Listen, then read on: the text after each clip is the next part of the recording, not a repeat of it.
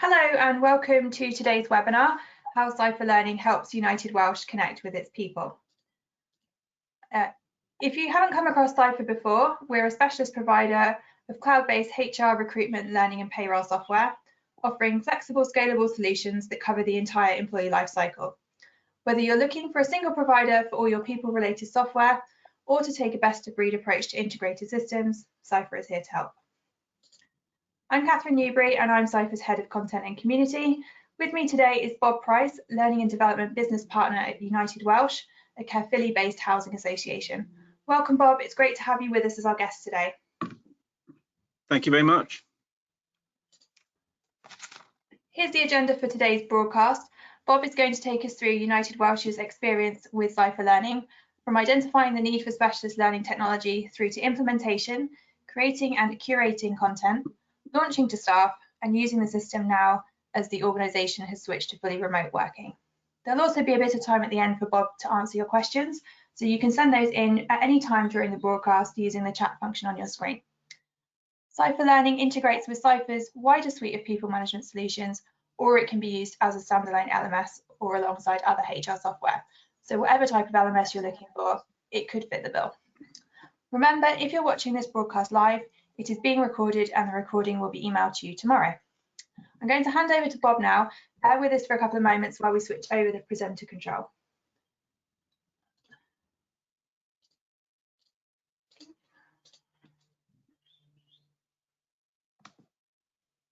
Oops.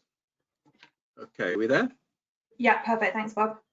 Fantastic. Okay, well, good morning, everybody. Thank you very much for joining us. As Catherine says, my name is Bob Price. I'm working as Learning and Development Business Partner up at United Welsh. We are a social housing provider, but we do an awful lot more. We have about 6,000 properties around South Wales, just got a 50 million loan to build another 750 over the next few years. But we also have sheltered schemes, extra care schemes. We've got a couple of homeless hostels, one for families, one for singles, forensic mental health hostels, hospital discharge schemes, well-being schemes. We operate in a number of different spheres in a number of different locations. And we have a very, very diverse workforce that is spread right across South Wales, from Swansea to Monmouth and all places in between. And unlike those of you who are joining us today from England, we're still locked down. So we're still trying to provide our services as best we can within the scheme of lockdown. So why do we need an LMS? Well, I joined United Welsh about 2 years ago. It was the first time they'd had somebody working in learning and development, and my role was very simple. Up until this point, everybody was responsible for their own learning, and all teams were responsible for their own learning. Team managers responsible for their team learning, and that kind of is still the case. But we had some issues. It was quite disjointed. We'd have a team down in Cardiff who were running some training courses on a particular topic, which actually a team in Blaenau Gwent would need. And there was no coordination, no linking up of all this sort of thing. There was very limited record keeping. Ciphr HR, which is what we use, has the ability to have records put onto it, but it's up to the individual to do. And it really was a case of there was no continuity whatsoever. So I was going in and asking questions. When did you last have safeguarding training? Well, yeah, I think we did something a couple of years. It was a mess. And my job was to go from people going, I don't know, to, yeah, we've got that. It's kind of like we had a lot of individual instruments playing, but no one was actually conducting the orchestra. That's my job. The first thing I did was to start off to say, look, we need to get some content together so we can move away from everything being dependent on the classroom and working to stuff more on an online basis. So I asked IT if I could have a chunk of SharePoint with some media libraries. They said yes, and I was able to link that into some YouTube videos, some TED Talks, added some documents and podcasts and that sort of thing in. So we had a learning store, as we called it. However, it didn't log who had done what. So if I wanted to log that someone had done something, I had to get them to complete an online evaluation using SurveyMonkey. Want to talk about it? We're using Yammer. Want to keep those records? It's in Excel, or people are putting it onto Ciphr.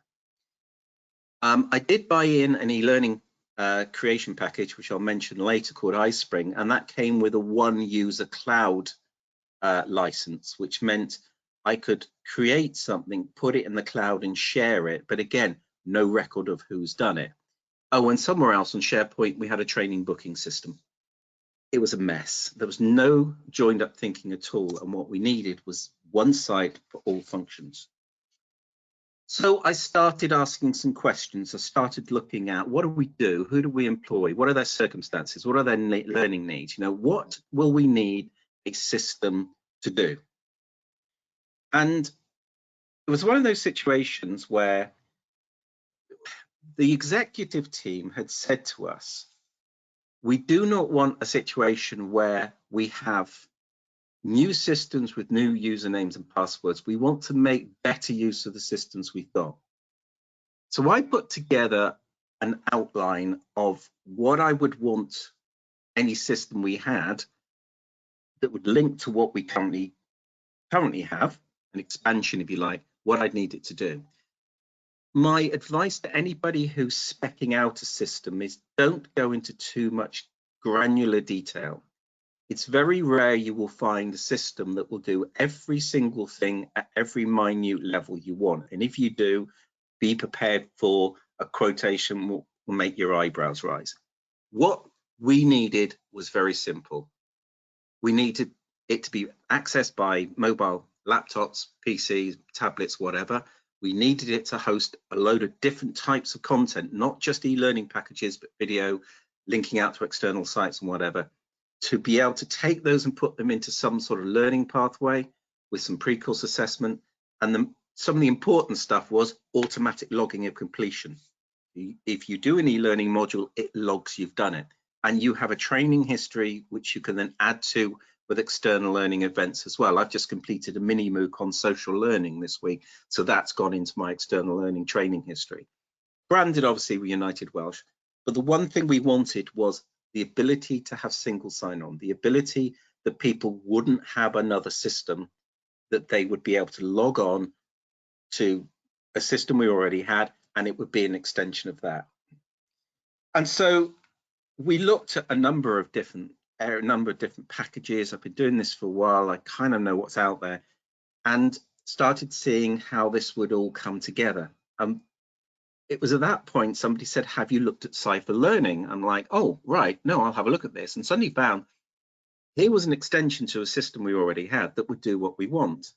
And it's because, as Catherine's already mentioned, we have Ciphr HR, and that has an API, a connection, a bridge, which links directly into Ciphr Learning. Now, what that means is if somebody joins the company, they have a record put into the HR system, it automatically is a record in the learning system.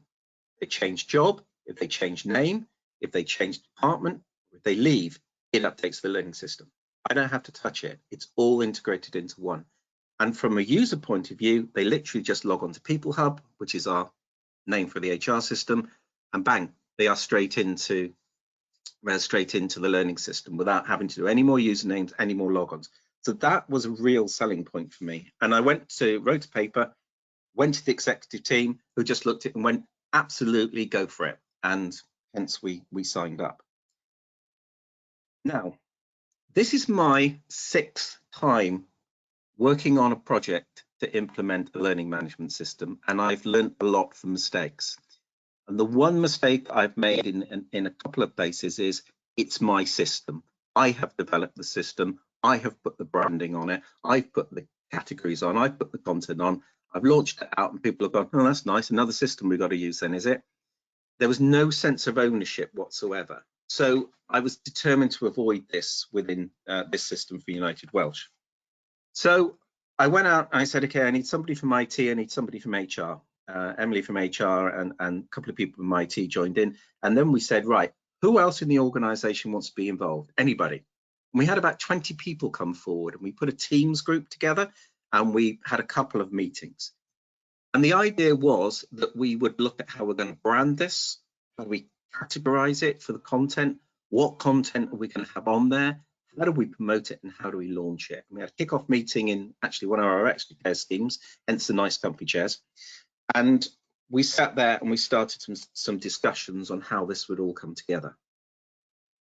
From a brand point of view, it's very easy. Digits, who actually host the system for Ciphr Learn, have a branding guide. Very straightforward.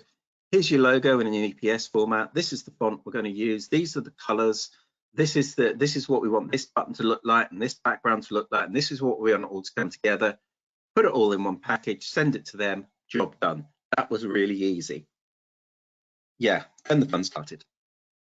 We started talking about categories of learning. Now, in one implementation, which, to be fair, I inherited, there was 8 different categories of learning on the site. It was too many. They weren't distinct. There was too much overflow and overlap. So as a result, I said to the team, right, here's some sticky flips. Here's a pile of smelly pens. Off you go. I'm going down the coffee shop, went down, got a coffee, came back, and they were in full flow. 2 teams had started putting all this together. They came together as one, debated it all, and they came up with a list. And the list that they came up with was fundamentals, which is the core training we need to do, which I'll mention in a little while. Technology, IT, and similar. The content we need for service delivery to our clients and residents. Client well-being, and also then employee well-being and development. So everything we have, every bit of content we have on the system comes under one of those 5 categories. And it's very easy to search and access them on. So then we needed to start looking at content. And for content, there was 2 areas we're looking at. First of all, curation, and then creation. Curation is one of the buzzwords you see around L&D a lot at the moment, curating content. But all it means is gathering what's out there already, making sure it's relevant to what we need, and pulling it onto the system. So hence, we're able to look at YouTube, the Spotify logos for podcasts. We were able to look at external sites. We were able to look at TED Talks. We were able to look at documents, all sorts of things, PDFs, all sorts of things, and pull them together and say, right, here is some content on this particular subject. Who's my subject matter expert? Is this relevant? So, for example, load of videos out there on universal credit. So sit down with our money advisors and our UC specialists and say, right, take a look at these. These are what I found. And it's a case of that one, but not that one, because that refers to UC in England and not in Wales. We have slightly different systems. And so from doing that, we were able to come up with a pile of content very quickly. There are thousands of TED Talks. So we found ones that were relevant. And there is actually a TEDx talk which has been delivered by one of our members of staff. So we pulled that one in as well. So we came up with quite a lot of content already ready for the launch. Then we looked at creation, and this is the core subjects I mentioned earlier on. Everybody in the organization who works in operations, this is what they're working around, and this is the basis they work on. So a lot of these, excuse me, a lot of these, apart from the substance misuse, which we're in the process of developing, are online modules, which they will do online and then go on to do further follow-ups within a classroom. So they do safeguarding basics online and then have half a day in the classroom talking about the application in their role and in what they're doing. Same with domestic abuse, which is coming forward. Personal safety, we have lone working and various things which are done online. And then they go into a classroom for half a day and discuss how that works in reality. So that's the core learning. And so we created modules around these. Now, I mentioned Ispring earlier on. There's lots and lots of e-learning development packages out there. I just like Ispring because I've used it in previous jobs and I found it quite simple. It's a PowerPoint add-in. So you create your content using PowerPoint, and you can get some Ispring specialities like quizzes and some click-on interactions, lots of graphics and backgrounds. So all these images of people holding signs in this presentation have come off the Ispring library. And you pull it all together into one package, and you can then export it as a SCORM file, which is the standard e-learning file, and upload it to the learning management system, to Ciphr Learning. What will happen then when people do it, it logs them doing it, and when they complete it, it puts it in their learning history, which is a great benefit to what we're trying to do. So this particular module is on hoarding, and just looking at some of the attitudes we need to have towards our residents who are perhaps having some issues surrounding hoarding. When it comes to creating content as well, using things like PowerPoint to create packages which could be used as a foundation for a movie with a voiceover is quite a powerful way of doing things. So for example, you can move things around the screen like so. Now that may seem gimmicky, but if I have a PDA and a block of flats and a voiceover saying fire data is collected on a PDA, and then move that PDA, wipe out the block of flats, move the PDA over, bring in some computers, data from the PDA is then transferred to computers. It gives a little bit of movement within the presentation and also allows a little bit of a little bit of transition from step to step. Second thing you can do with PowerPoint, what not a lot of people realize, is you can record your screen. If you've got the latest versions of PowerPoint, you can go to Insert, and there on the bar will be screen recording, and you can record all or part of your screen. So if you have your own CRM systems or your own IT systems of some sort which are specialist to you, you can create small movies showing how things work. You capture them and they go into PowerPoint. You then export them as an MP4, right-click, export, save as, and you can then add voice and titles or whatever. And the third thing you can do with PowerPoint to create content is you can also create a full-blown video. So you can get a deck with transitions and everything through it, and you can then export it as an MP4 video. So if you've got these videos together, you then need to add some sound and start editing them. On the left is Premiere Elements Pro. If you have the Adobe Creative Suite somewhere within your organization, then IT can get this at quite a cheap level, but it allows you to add transitions and titles, and you can record audio. I have a microphone which cost me about £20 from Amazon, and I do all my voiceovers on that. It's got a pop shield and everything on it. It's really, really good. On the right is Camtasia, which costs a little bit more. I used previously when I worked for the Forestry Commission, and that does screen captures as well. So you can actually screen capture, fade, wipes, titles, voiceovers, the whole lot within it. So if you take something like PowerPoint and you add in something like Premiere Pro or Camtasia, possibly spend a little bit more money on Ispring, you have a suite of tools which allows you to create a lot of content. And don't forget the one that's in your pocket. Most mobile phones these days produce video content at a much higher rate than they did 10 years ago. 1080p, 4K, you can produce really high quality content and literally just point your mobile phone at somebody and say, tell me about this. 2 or 3 minute chat, job done. Content doesn't have to be hours and hours in length. It could be small, bite-sized, and easy to digest. So this is what we ended up with. This is Learning Hub, or the HR System People Hub, so the logical name was Learning Hub. So we have the branding colors on there with our magenta and our blue. With the images on the top were ones that I selected from a photo library, apart from the one on the end, which is the photo of our head office. You then have a carousel of content which you can change and which you can add to, take away. It's all customizable. And down the bottom, we have widgets, which again, you can choose which widgets you want. So we have your next booking, learning to-do list, if we allocate people learning in groups, and what's new on the system. So when someone logs on, this is what they're faced with. So at the moment, for example, we're asking people to do data protection, because it's that time of year when everyone has to renew their data protection training. And so when they log on, they will see the data protection within that carousel. This is where we're focusing people on. This is what we want them to be looking at doing.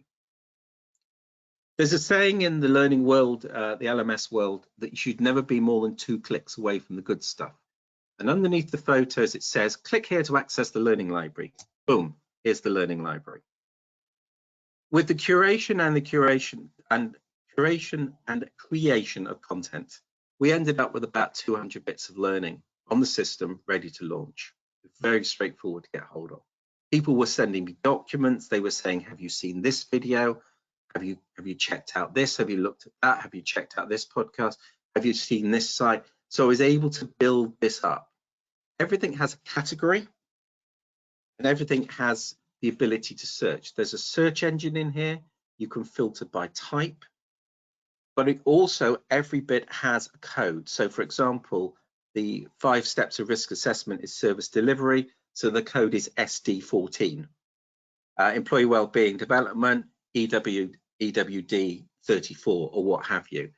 So I can actually send emails out, which I do, and say, here's some learning to have a look at. To find it, use these codes. And everything is coded. I have it in a spreadsheet, and that spreadsheet is being used as a mail merge to create a catalog. The other thing as well is each bit of learning has their own keywords. So if I take something like adverse childhood experiences, we have some pieces of learning around that. But that is known as ACEs. It's not known as adverse childhood experience, it's known as ACEs. So even though it's titled adverse childhood experiences, I've added in their keywords of ACE, mental health, and abuse, because those are the 3 things it relates to. So anybody doing a search for ACE will find that content. What you do is plan this up front. You don't do it retrospectively on 250 bits of learning. I didn't, by the way. I did it up front. The badges, by the way, that are made, those were created, the document, the online module, video, whatever, they were created just using PowerPoint, and those icons are from the icon library within PowerPoint. There's nothing fancy about them at all. They are just literally created in PowerPoint, right-click, export as a PNG file. So then it was time to launch. So we thought we'd go viral. We were due to launch in September 2019. So we had some badges made up. Something's coming September 19, and everyone in the group had one of these on their lanyards. We're wandering around. Whenever I sent an email out, I had a button on the bottom saying something's coming September 19. And the reason for this was Emily, who was in HR, was due to leave, go on maternity leave at the beginning of October, and I was due to go off to, and did go off to Orlando for 2 weeks to Disney and Universal for our 30th wedding anniversary. So we wanted to get it in, done and dusted before all that happened.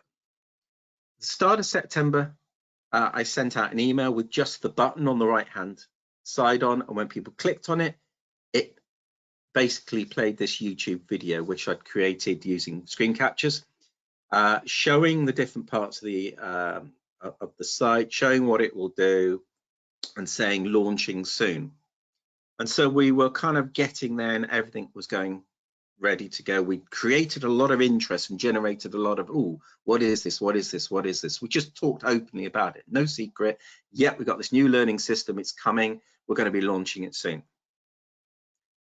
And then we hit a snag. The best laid plans of mice and men, as Steinbeck would say. We hit some issues with some of the records that were going over from the HR system through the API. And it took both us and Ciphr a little bit of time to sort it out. So unfortunately, Emily went on maternity leave, and Caitlin, who's her replacement, came in and had a crash course in using Ciphr HR and has done phenomenally well in getting up to date with it. And between us and Ciphr, we managed to sort the problems out and get it working, and it now works literally sweet as nut. So we launched actually after I got back from Orlando. Everybody got a flyer, Learning Hub, what is it, FAQs, and on the back, how to access it. And I set some drop-in sessions up. I was kind of like, yeah, okay, well, I've drop-in sessions, I've got a big screen, everyone, I take people through stuff and everything. And hardly anybody turned up. I was getting a little bit worried about this. So I wandered around the office saying, drop-in sessions, guys, and they went, oh, we've had a look. It's really easy to get into, loads of stuff on it. Yeah, it looks good. Brilliant, thanks. And that was it. So realistically speaking, I cancelled the ones towards the end of the week, and Oak House, which is our homeless hostel, which has a work area, I just went down there and spent the day down there instead. People are just using it and looking at the user stats. Everyone in the organization has logged on. Everybody's done stuff, some more than others, but it is being well used. And then, of course, the remote working happened and the lockdown happened, and we're all working from home. Now, we were already in a good place. We had the infrastructure in place whereby we were able to connect into Office 365 and see things like Outlook and Teams without any problem whatsoever. SharePoint, we could just see that through logging through into Office 365 in the cloud.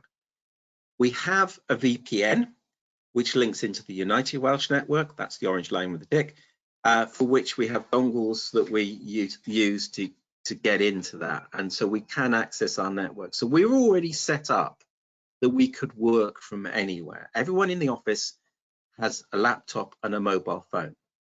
Now, I should explain a little bit about the way we work. Within United Welsh, no one has an office and no one has a desk. And that's from CEO downwards. So hence, we have booths, stand-up desks, high desks, normal tables, coffee shop with a bean-to-cup machine, which I miss. We have silent areas, and yes, that one on the bottom right is a pool table. So we have a leisure area as well, which that top goes on the pool table, and we can have meetings in there, and we have done. Come and visit me at some time, and I'll give you a game. But we're already set up for not working from a particular desk or not working from a particular office. So all we did was picked our laptops up and our mobile phones, and we went home.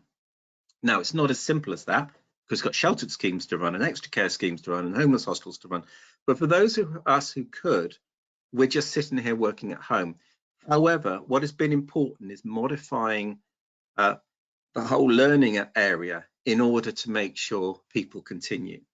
So I've sent out weekly emails every week focusing on a particular topic. Last week was equality to diversity, and also some gambling issues amongst women, which we have some seminars coming up from an organisation free of charge, so that was in there, and promoting the mindfulness sessions, which we have Monday afternoons.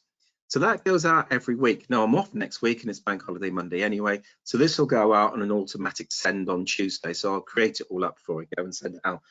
But each week is a different theme, and people are coming to me saying, could you feature this week? Could you feature that?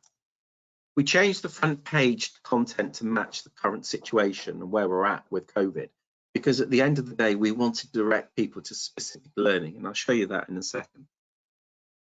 We encouraged people to learn. We are saying to people, take some time out of your week, log on, do something. And people are. And some people are coming back to me saying, this is brilliant. Can we have some more on this? And as a result of that, people are coming to me and saying, have you seen this? Have you seen that? Could you add this in here? Could you add that in it? Now, in some cases I can. In other cases, for example, someone sent me the other day a video which is on Facebook. Can't do that. Can't unfortunately link into Facebook. But, you know, is there anything else like that that's out there? Go have a look, come back, let me know. And it's worked extremely well. So the front page at the moment, the key module is domestic abuse. As mentioned, we have a families homeless hostel. We've allowed some space in that with some empty rooms. Normally we fill up very quickly, but we've kept some rooms spare because we've been expecting an increase in domestic abuse cases throughout this process. And so those are ready and they're ready to go. We have the questions on coronavirus. We have a module on infection control. There's another one on productivity and working from home. So we've changed the whole front and you can do this very, very quickly to reflect our current situations. We've had a number of staff furloughed, not too many, but we've had some. And with them, we sent this flyer saying this is all the e-learning modules that are available, which you can complete. And this flyer, Many Ways to Learn, is talking about other ways that you can learn while you're on furlough. So, and it's not just work related. So I've put things in there like Duolingo to talk about learning languages, Open Learn and Future Learn, EDX, some of the MOOC sites. Here's some podcasts. Some of them are quite fun, like No Such Thing as a Fish and some of these areas. So in other words, it's not just a case of learning stuff relevant to work. You can learn generally, but take time, if you can, to do some learning, and we're encouraging people to do that. Feedback's been quite positive. A couple of mails that came through saying thank you very much for all you've done. You know, I'm taking time out of my workload to do a few modules and increase my learning. The one I like was, you know, I felt really unmotivated. A couple of videos and a short motivational quote, and I'm right back up to work. Thank you, good job. I've been doing this a long time, and I don't think I've ever seen emails like this. somewhere something has worked, and I'm not complaining. It's been really, really positive, and I'm very happy with the way that you were getting this feedback, and it's coming back. So what would I say would be the key takeaways? If you are looking at a learning system, whether it's Ciphr standalone, and by the way, there are one or two people who are on the Ciphr learning system, on Learning Hub, that are not on the HR system. They tend to be contractors or people who are coming in as volunteers or coming on secondment. You can set people up manually, and I have done. But it's really a case of, for the majority of people, they're linking in through the HR system. What I would say is this: make your system simple, easy to navigate, easy to find stuff, easy to get around. Because if it's too complex and you have to do this, that, and the other, and oh, I've got to click this button that's asking me to do that, it's just people are going to be turned off by it. Secondly, make the content relevant to your organization. You know what you do. You know what's right. So find the content. It's out there. And thirdly, make it accessible. If you can get the single sign-on, I'd really recommend it. However, I do appreciate that's not the case for everybody, but Ciphr Learning as a standalone product is a very good product, and it will allow you to do an awful lot of this, making it simple and making it relevant.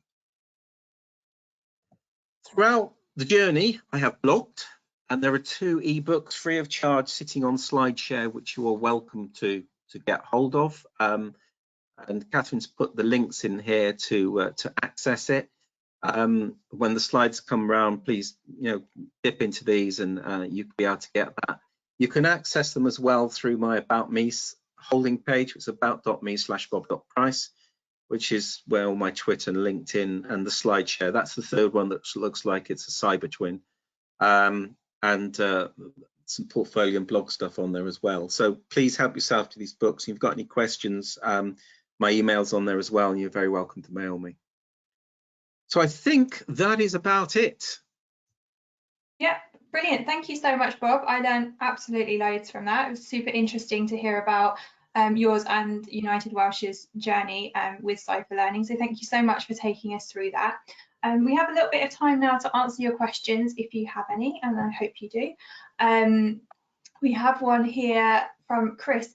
He asked, are you able to share the pattern of take-up from launch, such a percentage of who started courses and completed them, for example?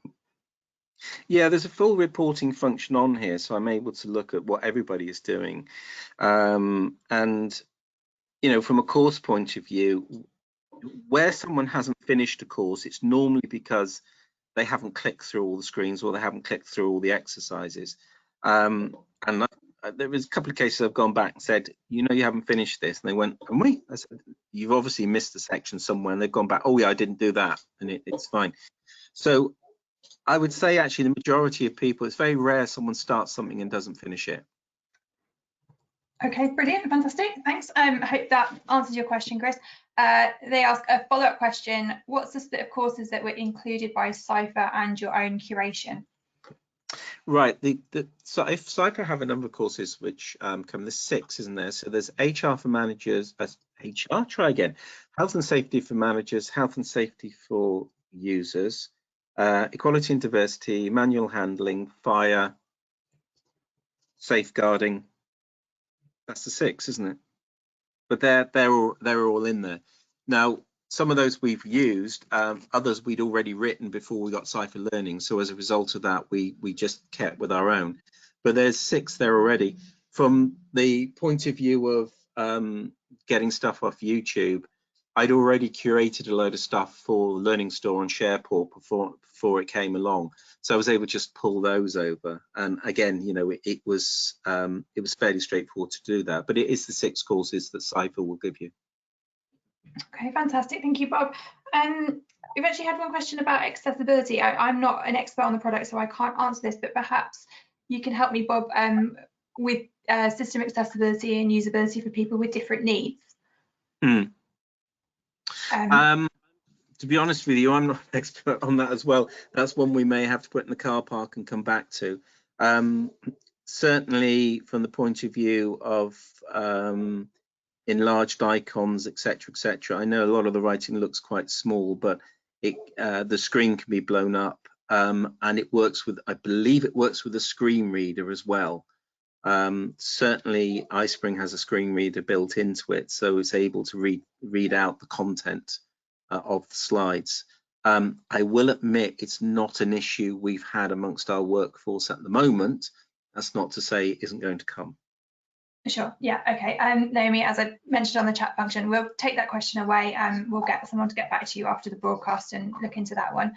Got another question. Forgive me if I pronounce your name wrong. From Gertica. She asks, can you add specific skill sets which are then in turn used for recruitment or other CPD?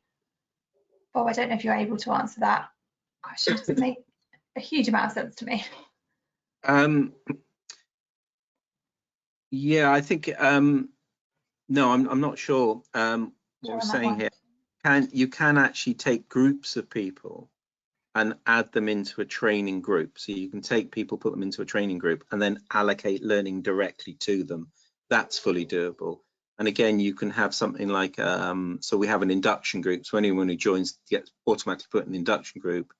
We then have an induction learning journey with a number of modules on, and they automatically get enrolled into that learning journey. So when they log on, it's got the learning to-do list with that on there.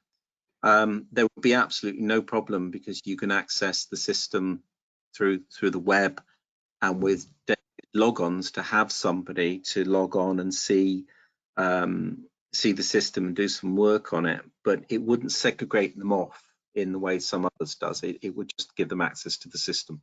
Okay, thanks for that, Bob. Sorry to be throwing these tricky questions it's fine. at you.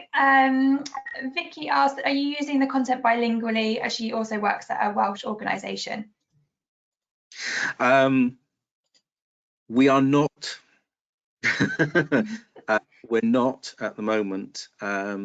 We, out of our 10,000 residents, we only have one who is flagged that they would like to converse in Welsh, and from a staff point of view, we only have a few folks who are there in Welsh. It's something we are going to have to address in the future. The problem will be more than anything, because whereas the e-learning we can translate, that's not a problem. Things like YouTube videos and that sort of thing. The Welsh Government's done an excellent job in creating quite a lot of their content bilingually, so both English and Welsh. However, not all YouTube sources have that. So for example, the very well-known YouTube video I have, a black dog and his name is Depression, that's only available in English. So that it would have to be sort of a bit of a compromise from that point of view. From a translation point of view, obviously we have Welsh ability within the organisation, and so that's fairly straightforward to do. Okay, thank you. Next question comes from Jason, who asks, does Ciphr Learning have the facility for social learning, and if so, do you use it? Oh, I can't remember off the top of my head. At the moment, we're not, because a lot of the social learning we're doing is being done through Teams,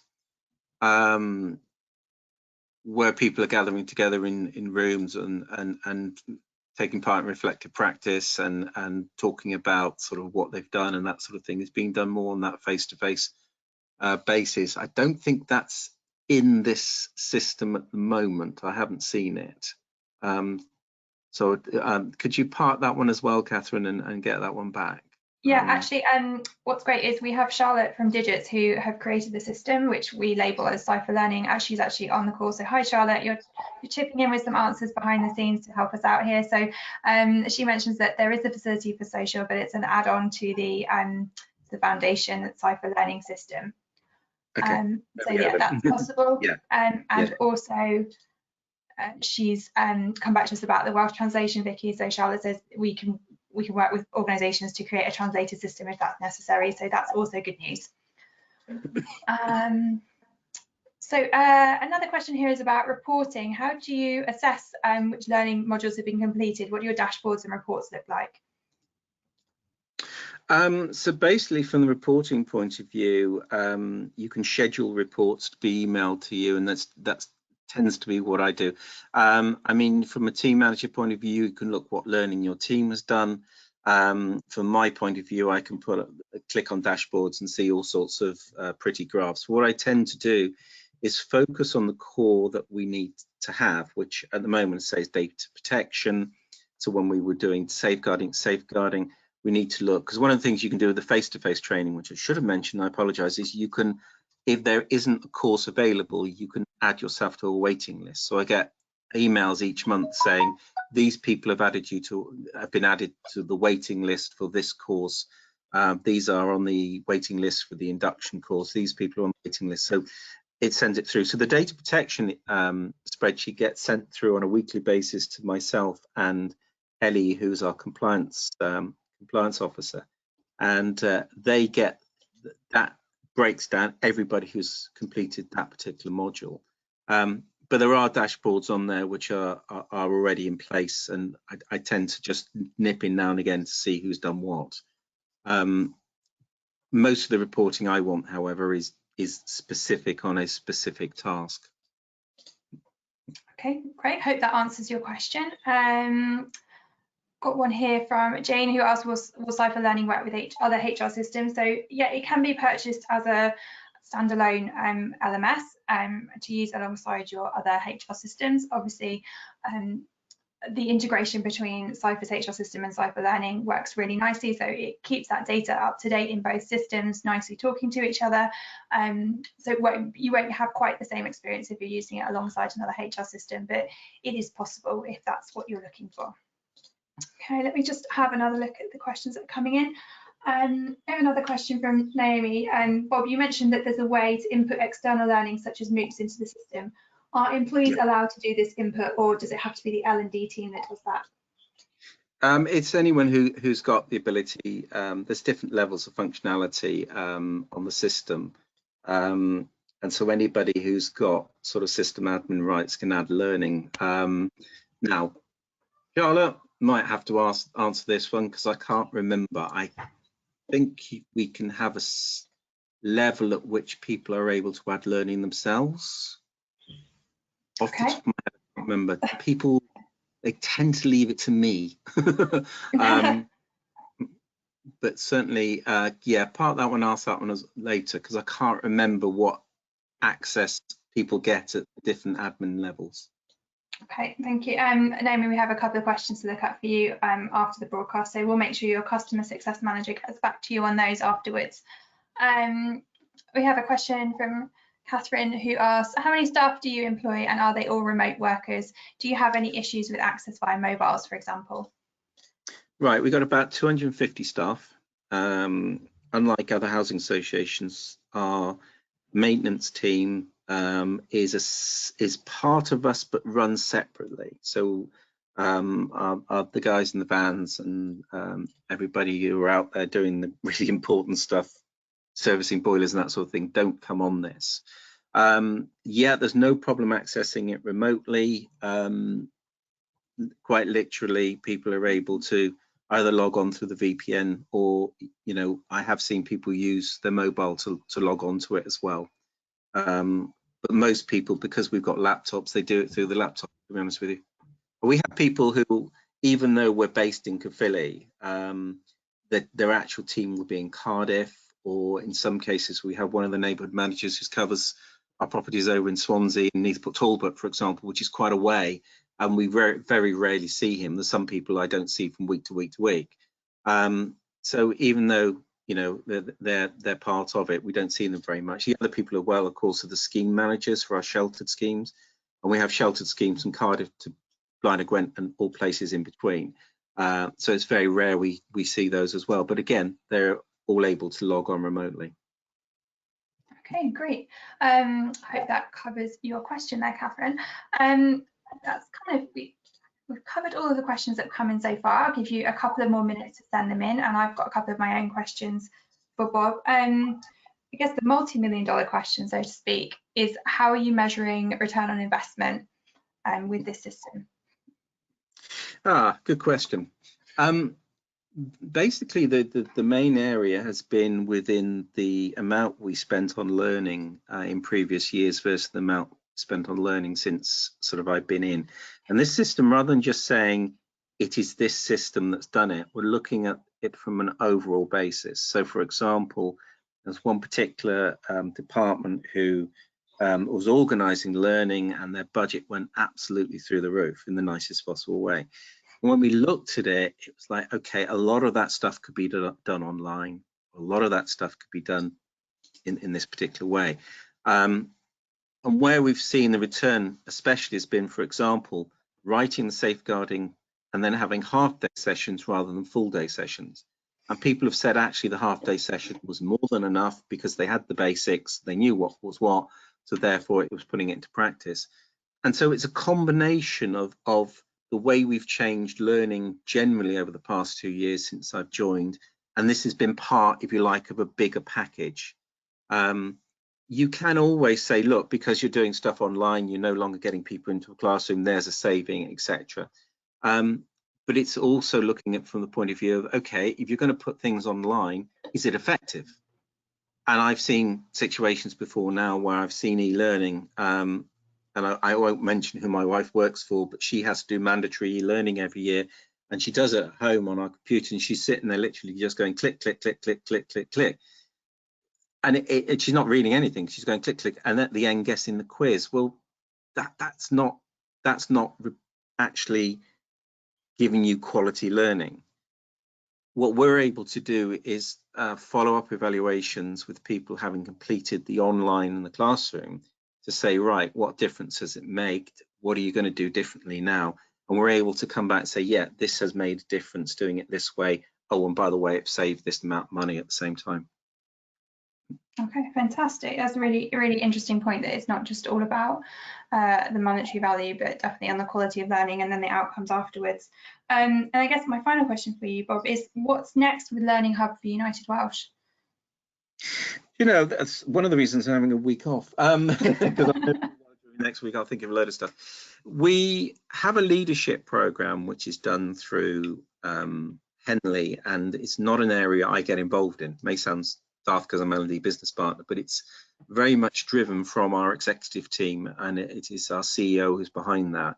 But I'm very keen to make sure we have the necessary resources for that embedded within Learning Hub. That would be the one area. I think the other area as well is we need to start saying to people, okay, all this learning's there, that's great, but which bits do you actually need for your teams, and start to focus people in a little bit more, because at the moment people are doing loads of stuff and they're getting loads out of it, and it's developing it and helping them, and it just giving them some good grounding. But at the end of the day, we need to be looking at, okay, where is your team at right now? What are they doing? Where is the gaps? And now we have a business improvement manager, and I work very closely with her as part of the whole process, because if she's identifying and her team is identifying gaps in performance, that usually means a learning intervention of some sort is needed. That may not be a course or an e-learning package, or it could be coaching, it could be mentoring, it could be shadowing, it could be a number of different things. But it's making sure that we're part of that process as well, and able to say, right, stage 1, stage 2, stage 3, this on Learning Hub, stage 4, stage 5. So in other words, Learning Hub becomes part of the whole performance improvement program within the organization. That's where we're heading anyway. That sounds really exciting. Lots to do when you get back from holiday. Bob, thank you so much for sharing your expertise with us today. We've come to the end of our broadcast now. If you wouldn't mind just nudging onto the final slide, Bob. It's just to remind people, if you've been watching live, this has all been recorded and the recording will be emailed to you tomorrow. If you'd like to learn more about Ciphr Learning or about how Ciphr Learning works with Ciphr's HR solutions, get in touch by emailing us via info@ciphr.com, or you can opt in using the exit survey and one of our experts will be in touch with you. If you've asked a question which I've said we'll need to park and come back to you on, we've recorded your name and email address, so we will follow up with you as soon as we have the answer to that. We will be in touch. Also in the exit survey, we asked you for a little bit of feedback just about how you found the webinar today. So if you're able to take 2 minutes just to fill that in, we'd really appreciate it. Our next webinar is a week today. We'll be joined by an expert from independent HR system consultancy Silver Cloud HR, who'll be sharing the top 10 HR system selection mistakes that organisations make and how to avoid them. If you're planning to change or introduce new HR software soon, or perhaps even new learning management software, you won't want to miss it. Register using the short link on your screen, which is bit.ly/HRIS-mistakes. Thanks again to Bob for sharing his expertise so generously today. Thank you for being an engaged and attentive audience. We hope you can join us next week or at another future Ciphr webinar. Have a great day. Goodbye.